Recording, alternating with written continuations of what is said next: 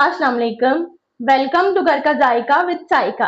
जामुन देखकर आप समझ गए होंगे कि आज हम जामुन के बारे में बात करेंगे। आजकल हर तरफ जामुन की बहार आई हुई है। जामुन सिर्फ एक मजेदार फल नहीं बल्कि सेहत का खजाना भी है और इसके बेशुमार फायदे हैं। इसलिए गर्मी के इस मौसम में इसे जरूर फायदा उठाएं।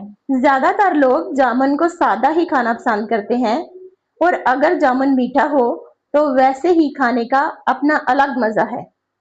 लेकिन अगर जामुन थोड़ा खट्टा हो तो आप इस पर सफेद नमक या काला नमक डालकर भी खा सकते हैं। इससे इसका जायका और भी मजेदार हो जाता है। या अगर आप चटपटा जायका पसंद करते हैं तो एक प्लेट में जामुन लें, फिर उस पर सफेद नमक, काला नमक, काली मिर्च पाउडर और चाट मसाला डालकर अच्छी तरह मिक्स कर लें। बस फिर खाएं और देखें, मजा ही दुबाला हो जाएगा। एक वक्त में तकरीबन एक मुट्ठी यानी 100 से 150 ग्राम जामुन काफी होते हैं।